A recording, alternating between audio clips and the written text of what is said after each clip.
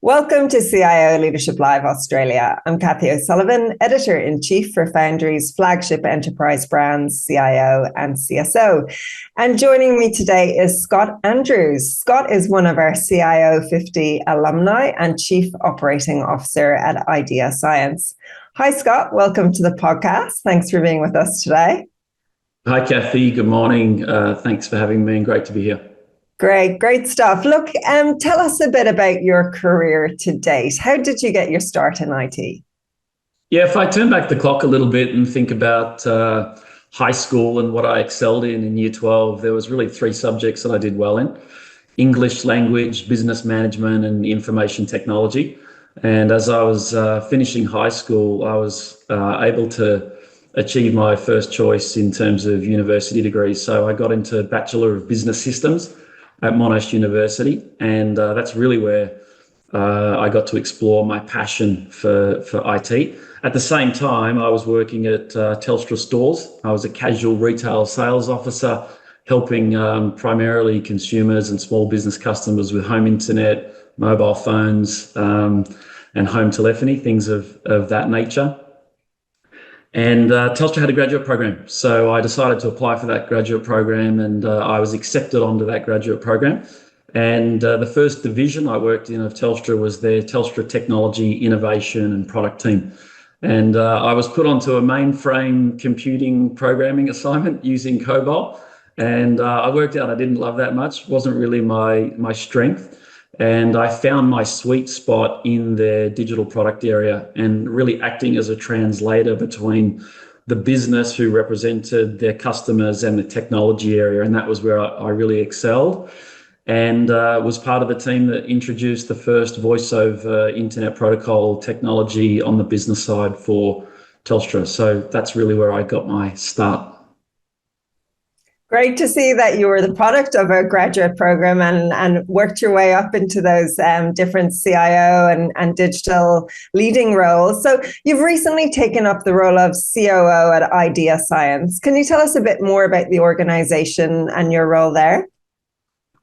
Yeah, absolutely. Broadly speaking, Idea Science is an end-to-end digital transformation partner whose focus is on helping customers in the medium and enterprise business segments with a complete customer experience design and working collaboratively with internal and sometimes other partner teams to deliver the future state picture. The company was founded in 2008 and was successful in carving out a patch around CRM, integration and marketing automation. They're still important pillars of the business today. But as they grew over time, they expanded their services to include digital strategy, CX design and technology delivery, including QA and automation testing. Idea Science is proud to call some pretty well-known organisations and brands their clients. RMIT University is one, Bridgestone, who are famous for tyres but who are moving very much into mobility, is another. Subaru Vehicles is a client of ours. Cummins, a global power technology leader listed on the New York Stock Exchange, and People First Bank, who were formerly People Choice Credit Union. Idea Science has three main industry verticals that it specialises in. Those are automotive and mobility, higher education and financial services. And if I think about what's been at the core of the success of the business, it's really a fundamental belief around strategy, not technology, drives digital transformation, customer experience transformation and business model transformation. And I think, unfortunately, more often the business has had to live through the scenarios with clients where they've selected technology ahead of strategy or where the strategy isn't fully thought through. So that's certainly an area that we've had success in and have great competency in with clients. So how has that been for you, moving from, your previous roles where you were leading technology for an organization to moving over and working with the various clients and customers? What kind of perspectives has it given you from being in that CIO role to working with organizations on their digital and tech strategies? Yeah, it's definitely different, but I must say I feel quite at home. And I think the reason behind that is within those corporate settings, I've spent a lot of time in digital and omnichannel strategy and transformation. So pivoting over to a role where I'm providing advice and guidance to clients around that, I'm quite comfortable around. So it's just from a different perspective, I suppose. The other perspectives I think that I'm able to bring is that experience of being a CIO. So in terms of engaging with other CIOs, I know the challenges of that position. I understand the pressures of it, and that allows me to cut through some of the noise. And from a perspective, I really think a lot about customer success and what that means, and how do I consistently go above and beyond the expectations of our clients. I guess, in other words, what I'm talking about there is customer excellence. And that's a discussion I have directly with them and also with our teams, because I think it's important that we find ways to differentiate ourselves. And that one may sound obvious, but you'd be surprised how often partners step into a pothole there where they forget about important elements like service and not putting their agenda ahead of the client or the customer agenda. So what are some of the key initiatives then that you and the team are working on? Yeah, so one of the big ones follows a recent acquisition of Etica Digital by Idea Science. So Etica Digital is best known as a Salesforce partner and also as a specialist in offshoring, primarily via the Philippines. And so one of the big initiatives is integrating the Etica Digital business together with the Idea Science business, which primarily has local representation across Australia. Melbourne, Sydney, and Adelaide is where its key corporate offices are. So how to create a really inclusive, diverse, fun, engaging environment for the team, and then working with the team to take the opportunities following the joining of these businesses to have a fresh look at our strategy and what is at the tip of the spear and what we're going to lead in terms of messaging and going to the market with. And I think one of the things for us to work through is, because we do have broad depth in capability, how do we message and go to the market? So really narrowing that in and getting alignment internally on that. So look, there's a lot of buzz these days, Scott, around AI and Gen AI in particular. Do you see any opportunities in your organization for this technology? And are there any kind of good use cases you've seen of Gen AI in the enterprise that have impressed you recently? Yeah, there's a few things to say on this, I think, and the noise is well justified in my opinion. If you just look at the adoption of ChatGPT, it's quite phenomenal, right? 100 million users in a time span of about 2 months. By comparison, it took TikTok 9 months and it took Instagram almost 2.5 years. And if you look at other platforms prior, it took a lot longer than that. So yeah, the adoption has been quite phenomenal. A saying that I really like that's resonated with me recently is that AI won't take your job, but someone that knows how to use AI might.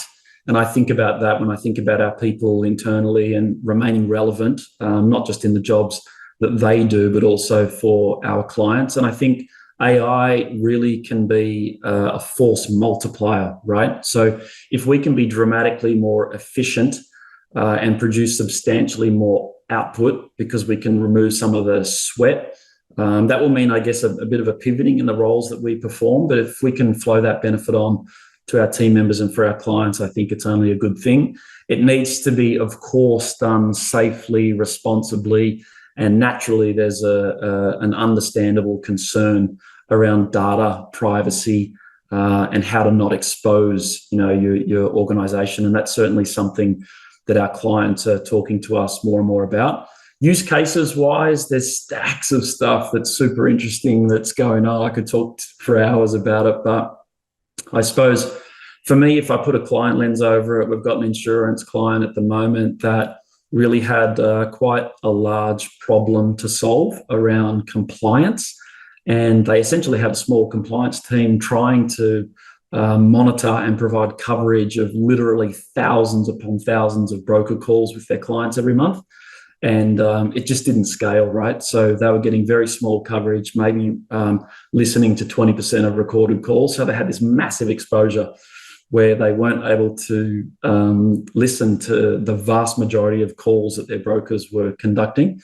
And long story short, insert AI, speech to text, get 100% coverage now, and use the AI to essentially zone in and instantly identify any potential compliance issues is one use case that's been pretty phenomenal, that had sort of a 2-month turnaround time on it. So probably not the sexiest AI use case, but one that solved a very practical problem for their business, and was able to force multiply the role of the team member so that they could very quickly get to and identify where there was a potential compliance problem. Outside of that, I think what is of interest to me, what's impressing me, is what Salesforce are up to.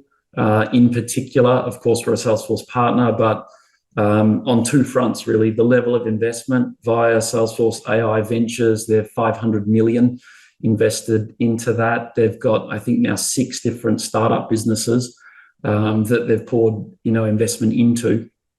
And if you're watching Salesforce, that should excite you, because it indicates just how serious they are about AI in their future. And then if I bring a more practical lens in around their different cloud technologies, they've infused Einstein Copilot across everything.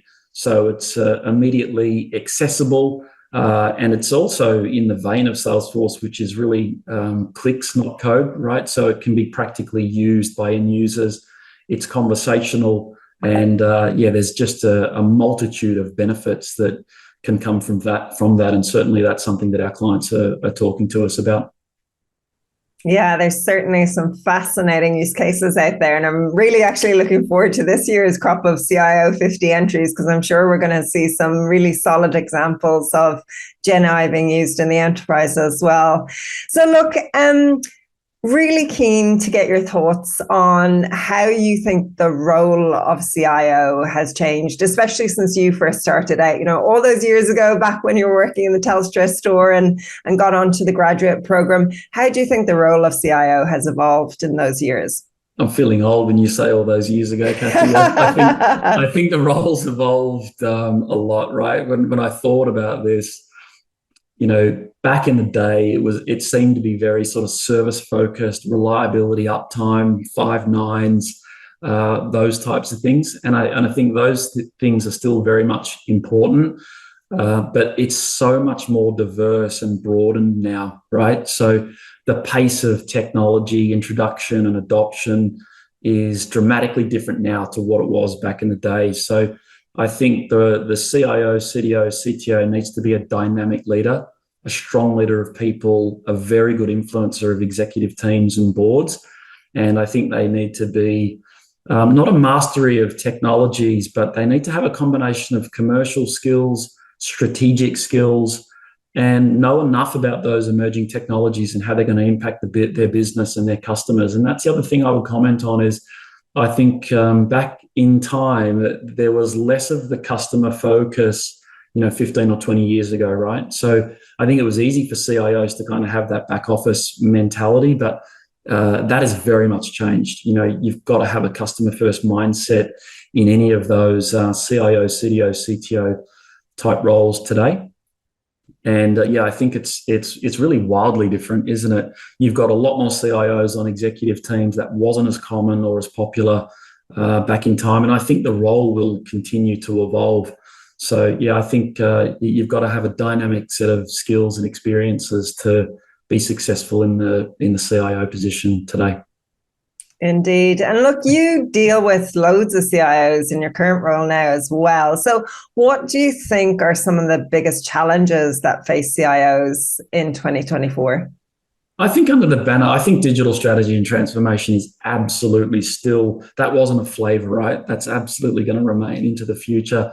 Underneath of that for me is absolutely Gen AI, and what are the right use cases for enterprises to go after. And I think the CIO has an important job to experiment with this, but make sure that some of those experiments are successful, because I think there's a job of building confidence with the executive teams and boards that it can work and it can provide benefit and that it is safe and it is trusted. So I think, how you go about and approach Gen AI within the enterprise is key. I think the other thing that we just can't get away from is cybersecurity and data privacy. Yeah, so obviously threats and vulnerabilities are on the increase. Every other week, we're reading about a new data breach or an exposure from very, very well-known companies. So that's certainly something that will keep CIOs awake at night, and that they should have a healthy degree of paranoia around. And then how they go after and sort of manage around that, I think, is fundamental. How do you protect the organization? Have you got the right structures in place? Have you got the right education programs internally and the right partners? So I think, especially with AI and the power or the potential of AI to sort of superpower some of these things that we're seeing out of different regions with hacking, I think that's the other one that's super important. Related to that is partner selection. I think that there's a lot of companies positioning at the moment that they have certain capabilities and expertise, but I think the CIOs really need to do their homework and their research and make sure that they do their due diligence and select partners appropriately who have the competency and capability. And bigger is not always better. Be wary and approach those things eyes wide open. And as I mentioned earlier, just maintaining that customer first mindset across those other items mentioned. So yeah, really, really easy and not too difficult job for the for the CIOs. Kathy, it's not an easy task, is it? No, it's not. It's certainly not. So look, another factor when it comes to being a good leader is, of course, having a great team. So can you tell us, I guess, your approach to getting the best out of your team, both in your current role and, previously? How do you create that internal culture, I guess, that really helps your team thrive? This is such a good question and one that I think about often. I think there's some 101s and some basics, right? You've got to have a clear vision, a clear purpose, and a clear set of goals. But I think, when I think about this question, I think, what is leadership really about? And there's a statement about leadership that I came across some years ago that really resonated with me. And that's this: leadership is about getting those people within your teams to help you achieve your BHAGs, your big, hairy, audacious goals, not because they have to, but because they want to. And if you let that digest for a second, it really gets you thinking about, right, how do I get my people and my teams to support our ambitions because they want to? And I think the best leaders are multipliers. And that's actually from a book called Multipliers by an author called Liz Wiseman. And Liz talks about one of the ways to get maximum intelligence from your people is to give them assignments that stretch them in the right ways, that take them outside of their comfort zone, where they're growing personally, but they're also adding substantial benefit to your team and your business, right? But you've got to balance that carefully and not take them beyond the point where they can snap or break, right? And there's a brilliant sort of rubber band analogy for this. I happen to have one nearby, but it's in that zone where the rubber band is stretched out a little bit. You're beyond your sort of core competency, where you're getting that growth and development, and it's a win-win. But going too far, obviously, there's the risk of that snapping. And I think it's in that zone where you get maximum intelligence out of your people. Conversely, to the concept of multipliers is diminishers. And we can all think about a time when we've had a leader who was a diminisher, and you think about, well, what proportion of your intellect did they get, right? And normally that number is never more than 20 or 30%, whereas a multiplier will get 80 or 90% out of those individuals. So I think great teams come from multiplying intelligence and getting those team members to help you achieve those goals because they want to and not because they have to. Yeah, absolutely. And look, another factor when it comes to teams is, diversity. It's been proven that the more diverse your team is, the more likely it is to be successful. So what's your thoughts on that, I guess, on how we get more minds of all kinds, people from different communities and backgrounds to consider IT as a career? Are there any kind of practical things that can be done to, make sure that we don't have the same types of people in these roles all the time? Yeah, I think it's well researched now, isn't it? The inclusion and diversity topic is fundamental to success in business. I think going back in time, I think the tech industry is a bit perceived as exclusive, dominated by certain demographics and cultures. And I think potentially it's been a little bit intimidating and discouraging for individuals from underrepresented communities to pursue careers in IT. And there's probably some unconscious bias practices in the workplace culture that perpetuates the imbalance, right? So I think education is key around this, highlighting success stories of individuals from diverse backgrounds within the tech industry. I think that can be quite inspirational, and that gives something for people to look forward to or aspire towards who can follow a similar path. So finding those visible role models of those individuals that come from those backgrounds, I think, is important in breaking down stereotypes and setting some great examples for those from those different backgrounds. I think the other obvious things you see a lot of organisations doing, but I do think it's important, is to have a regular conversation about it, put some metrics around it, and recognise that diversity is not just about gender diversity, right? There's a whole suite of other aspects that you've got to look at around this, but it all does roll up and matter in terms of differentiation for your organisation. We're super conscious of it. We talk about it regularly. We just talked about it at our most recent all hands meeting. And yeah, there are a couple of the things that I would offer around that. There is a multitude of others, but I think putting spotlights on folks that come from those backgrounds and showing great examples that break down stereotypes is top of mind. Yeah, for sure. That old adage, if you can see it, you can be it.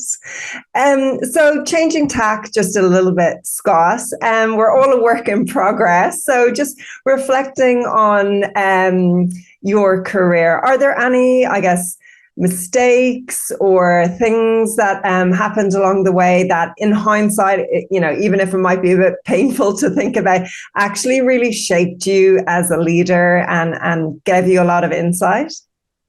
I've had some really great CEOs across my career and CEOs that have stretched me and taken me out of my comfort zone, which has been brilliant for my personal development and growth.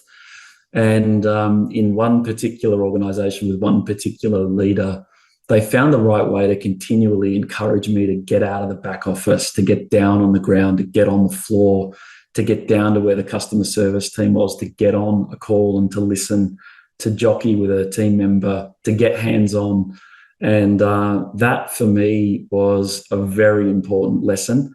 And it really reminded me that it's easy to get disconnected from the customer and from the experience of your team members, right? I think it's important to understand, regardless of your role, how your role impacts on other people in the organisation and your customers. So remembering to get out and about, to get on the ground and to really listen and to stay close to your team members and to your customers was an important lesson. And then I guess whether we refer to it as a mistake or not, I think the observation was that I was probably too inwardly focused, and just it was a nice reminder that to be balanced, that was absolutely a requirement. And it was hugely beneficial for me to do that because it really drove up engagement scores. It drove up customer experience and CSAT scores. So there was a nice flow-on benefit from it, and it kept me closer to the problems. So I think it's important to be in the trenches as often as you can be and not be too far removed, which can sometimes happen in leadership when you're in, a large scale business that's, globally distributed and matrixed, right? It's easy to get distracted from those tasks. I think they're really important. So that was one of the big lessons and one of the big learnings for me. And would you have any other advice or pointers to someone who really wanted to become a CIO, CTO, CDO? What advice would you give them? Yeah, there's a few bits of advice, and I think about sort of pivotal moments for me that sort of accelerated that next wave or progression in my career. And I think there's two things from a book by Stephen Covey, and it's The 7 Habits of Highly Effective People. There was 2 habits in there that really stuck with me, and I think it's great advice for anyone. The first one is sharpen the saw, and that sharpen the saw essentially is about keeping yourself relevant, right? keeping yourself educated, keeping yourself up to date, particularly in a technology innovation type, departmental role. Things move fast. So as much as you can't be a mastery of everything, you've got to continue to sharpen the saw and keep yourself relevant. If I put a personal lens on that, one of the pivot points for me in my career was really doubling down on the agile delivery framework and really getting to understand key differences between waterfall, agile, getting my certifications in that. And that really allowed me to introduce very different and modern ways of working in some very large scale organizations that I worked in. So sharpen the saw. That's one. Two is, I think, just a sage bit of advice, right? Which is seek first to understand before seeking to be understood. And that one took a little while for me to really learn. And there's always moments in time in conversations, boardrooms, discussions with teams where you've queued up something in your mind, you're ready to jump in with it. But if you're doing that, you're not really listening and you're not really understanding first. And I think you've got to seek first to understand before seeking to be understood. And the third thing that I would say, and I forget whose quote it was, but I think it's absolutely true, and it's this, and it's 80% of your success in business and in life comes from your ability to effectively communicate, negotiate, and lead.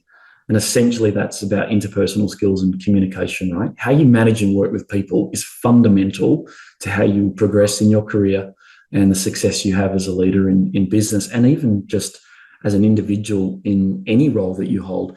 Businesses fundamentally are about people.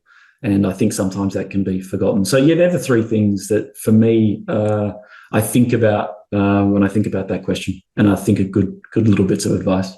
Yeah, absolutely. Great bits of advice there. So look, you're only a few months into the COO role at Idea Science. So what's important to you in the months ahead?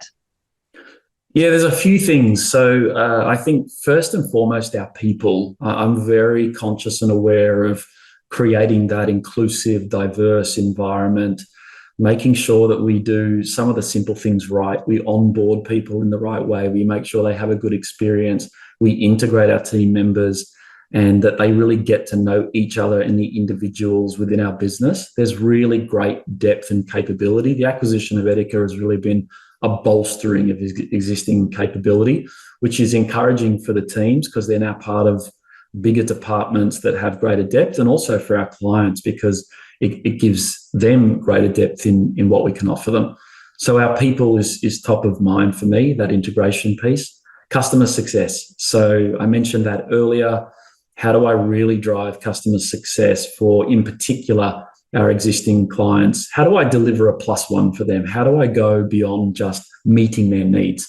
Because for me, that's not good enough. We need to exceed expectations. I want to do that consistently rather, and I want to get into that excellence area. So how do I go above and beyond? How do I find additional value for them that really embeds that loyalty to our business? And the third thing that's top of mind for me, I touched on previously, is our strategy.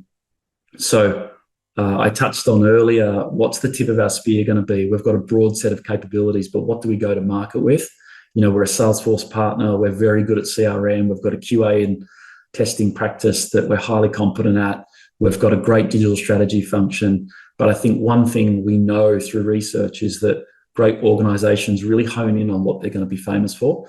So one of the facilitated exercises I want to take our leadership team and our business through is what is known in Good for Great as the hedgehog concept, right? What's that thing? What's that really simple message that we're going to take to market and that we're going to be famous for as a business? So they're the three main things that I'm thinking about at the current moment in the months ahead.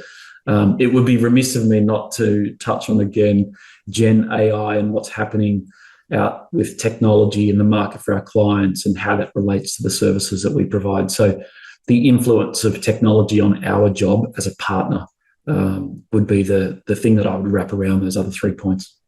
Yeah, it's certainly going to be a very interesting year ahead as Gen AI develops. Scott Andrews, Chief Operating Officer at Idea Science, thank you so much for joining us today. It's been an absolute pleasure, Kathy. Thanks so much for having me.